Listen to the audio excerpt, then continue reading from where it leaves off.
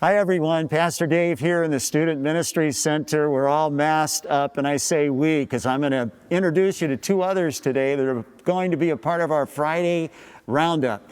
And I'm grateful that you've tuned in. I hope that what you hear is going to be an encouragement to you. It's also a way for you to think about how you can help the church in the next week. So many good things are happening in the life of the church, and we celebrate that today. And first, what I want to do is focus on this confirmation, succession, lead pastor process, whatever you want to call it. It really has been amazing to see how God has taken us through this week. And we're about halfway through this October 18 to October 28th period of time where we're having all these meetings with Pastor Dan. We're having the two messages that he's preaching. And we're looking forward 2 days from now to his second message. But Dan, it's so good to have you here. Thank you for masking up with me and, being together inside here to just be able to talk for a few minutes about what it's been like. So what has this confirmation process been like for you? Has it been encouraging? Has it been difficult? Maybe a story, just anything that would help us be able to know how things are going, how we can pray for you. Keep praying. That's great for God's guidance and dependence on Him. Him to make this clear to all of us where He wants to go so we can follow. The meetings have really been terrific. I've enjoyed each one of them. Just spending time with our people, dropping into their life groups. I feel like we're getting to know each other even better. I've been here over 4 years, but this opportunity has probably made people feel like they have permission to ask some stuff that they would have never just asked me straight out before. And so that helps us get to know each other better. And I love that process. I love this congregational process where we kind of collectively get to discern God's will. So it's been a joy. Last Sunday I had preached and I had 5 meetings, so I did feel tired at the end of that day, but I felt good about the number of people that I connected with. My throat was sore, and I was like, am I getting sick? Is it COVID? Or is my voice just tired? But then I woke up on Monday and felt totally fine. So That's good to hear. It was just that I was, my voice was tired. So has there been a common question in all of this? Because if you share the common question, then maybe you don't have to answer this in the second half of this whole thing. Probably the most common question has been what's going to happen with our YoPro group. And that takes more than a minute to explain. But the short answer is that I've really worked hard over the past over a year to try to work myself out of a job that YoPros could be self-sustaining and led by themselves with different teams of people taking up different responsibilities. So kind of gifts of the body working within YoPros to carry on the ministry. I know that there's so many good things happening in the YoPro ministry, just like so many other ministries in the church. One of the areas we thank God for is the teaching ministry. You're preparing for this Sunday's message, the second of 2 messages, where we asked you to preach about your hopes and your dreams for Bridges Community Church. Tell us a little bit about what's coming up on Sunday, 2 days from now. Yeah, so these 2 messages together are word and deed, and we don't want to separate those. And so our first message was mainly on word, and the second message is mainly going to be on deed, which is how the gospel influences us to act really toward others. And if it has really sunk in our heart, then how is that going to influence how we interact with everybody else? What kind of deeds are we going to do? What kind of relationships does it change? Is this also based on Galatians? It's still in Galatians, yeah. It's not the very next verses, but just down just a little bit further.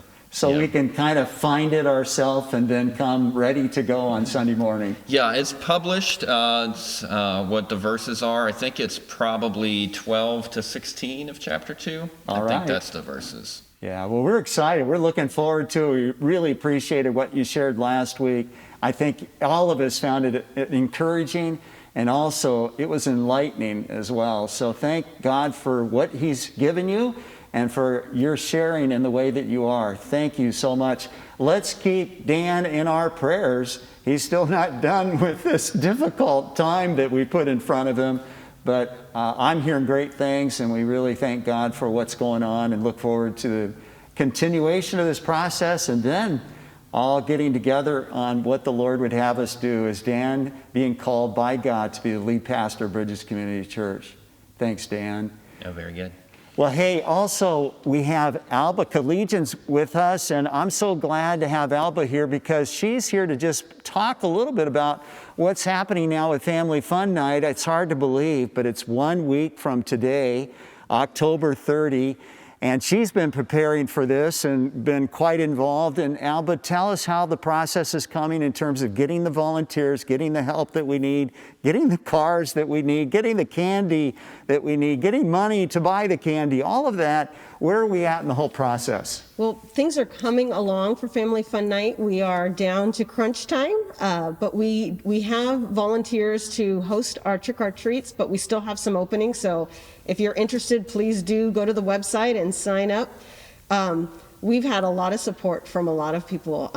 Kathy Spillar has been doing a great job with coordinating our volunteers. Candy has been trickling in, but also donations as well. So we're going to go make our purchases of all the candy that they have at all the stores that we can get to, and so we'll have plenty of treats for the kids that are coming.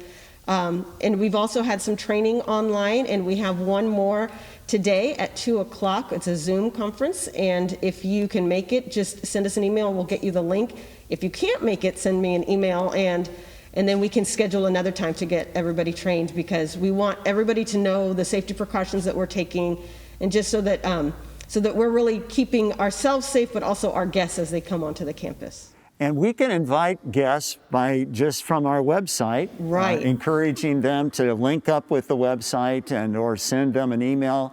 In addition to that, can you just give us a quick run through of what's going to happen when a car comes on the campus and where they go from there and how the whole thing ends? Sure. As people drive onto our campus, they will enter on the off of Magdalena, right by our main office, and they will drive down the alleyway, and they will be greeted by our traffic mitigation team as well as greeters who will greet them, ask them if they would like to keep their windows up because they're concerned about having contact with other people, or if they feel comfortable having the windows down. Once they get to the trick or treat, there will be lots for them to look at, as well as get candy delivered to them in a safe manner. Our people will be wearing PPE, and the cars will take a big loop around the back parking lot, underneath the bridge between the Family Center and Peterson, do a little S curve, and then right before they go over the bridge, they will be given a little parting gift and some church information. Wow, sounds great, doesn't it? I can't believe that it's 1 week from now.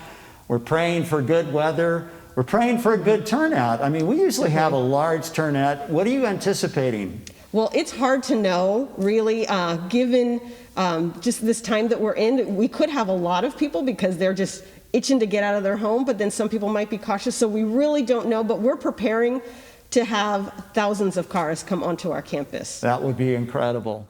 Well, thank you so much for all that you're doing, all the people that are working with this. And again, there's still opportunity to volunteer. We need people before the event, during the event, after the event.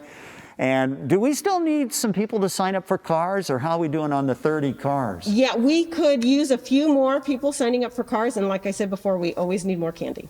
All right. Well, thank you. We're looking forward to that. So many good things are happening in the life of the church. Here are two today. One, what God is doing through this confirmation process through Dan. We're so excited about that. Keep that in your prayers.